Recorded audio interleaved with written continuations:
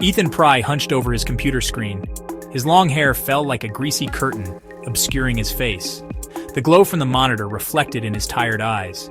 He was in his natural habitat, a dark, cluttered basement.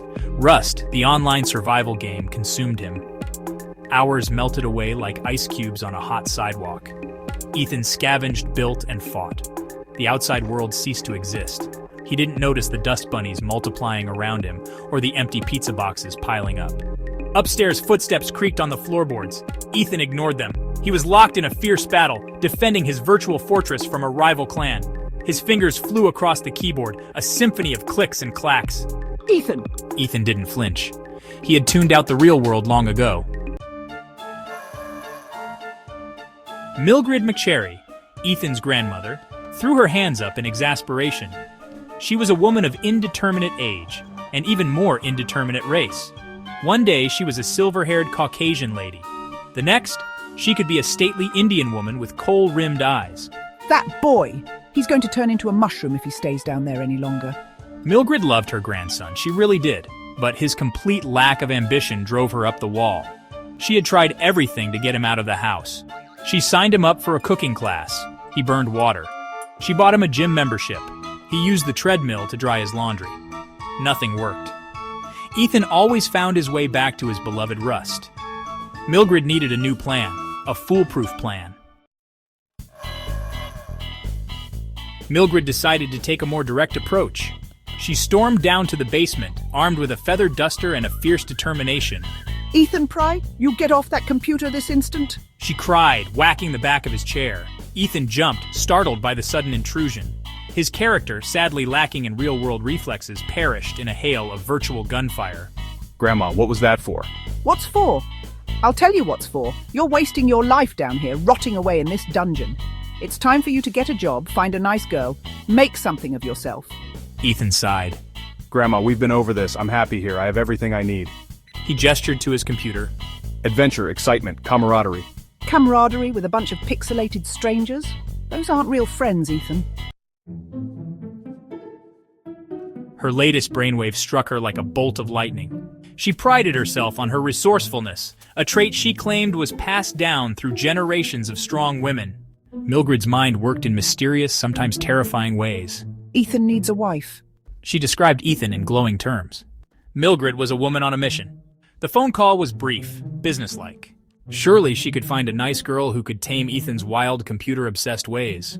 She had a cousin in Ghana, a woman who arranged marriages with the precision of a Swiss watchmaker. She declared to her reflection, A gentle giant with a heart of gold. and conveniently omitted any mention of his basement dwelling habits. Consider it done. I have just the girl, beautiful, intelligent, and very patient. Mildred hung up the phone, a triumphant smile spreading across her face. This is going to be interesting. Ethan stared at the woman standing in his living room, his jaw slack with disbelief. She was tall and regal, with smooth, dark skin and eyes that sparkled like obsidian.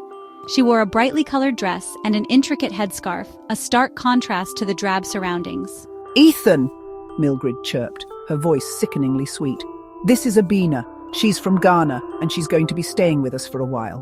Abina smiled politely, extending a hand. Ethan just stared at it, his brain struggling to process this unexpected turn of events. She's your grandmother's idea of a house guest? He finally choked out, his voice barely a whisper. Mildred patted Abina's hand. Abina is much more than a house guest, Ethan.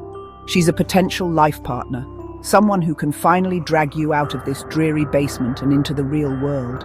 Abina's smile faltered slightly, but she quickly recovered.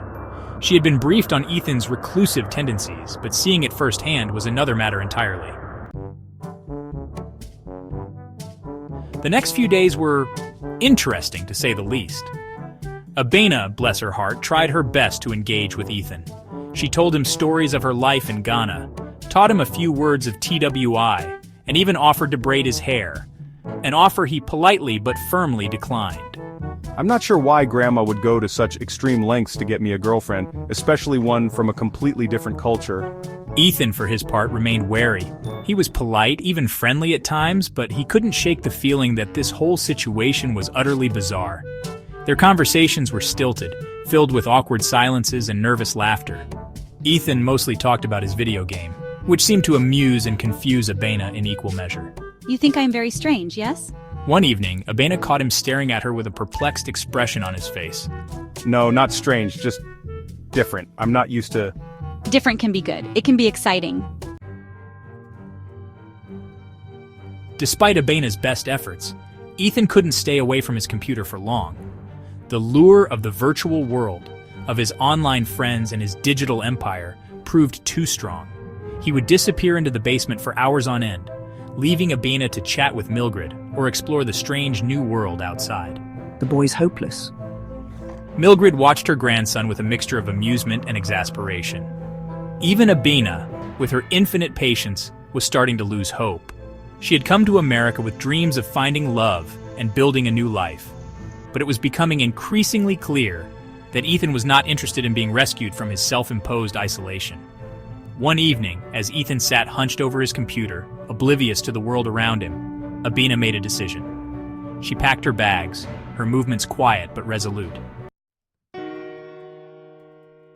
Ethan barely registered Abena's departure. He was too engrossed in a tense raid, his fingers flying across the keyboard, his eyes glued to the screen. It wasn't until he emerged from the basement, bleary-eyed and famished, that he realized something was amiss. The house was eerily quiet. Where's Abena? He found Mildred in the living room, sipping tea and staring out the window. She went back to Ghana, Ethan. She realized that she couldn't compete with your true love. My true love, what are you talking about? Mildred gestured towards the basement door. That glowing rectangle down there, that's your one true love. You're married to it, Ethan. And I think it's time I accepted that. Ethan opened his mouth to protest, but the words wouldn't come. Was his grandmother right? Was he so hopelessly addicted to his virtual world that he was incapable of forming real connections? The next morning, Ethan woke up with a start.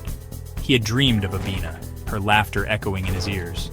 He thought about her stories, her warmth, her quiet strength. He thought about the way she looked at him, a mixture of amusement and disappointment in her eyes. He got out of bed and went downstairs. He made coffee, something he hadn't done in years. He opened the curtains, letting the sunlight stream into the living room. And then, he did something completely unexpected. He turned on his computer, not to launch his beloved Rust, but to book a flight.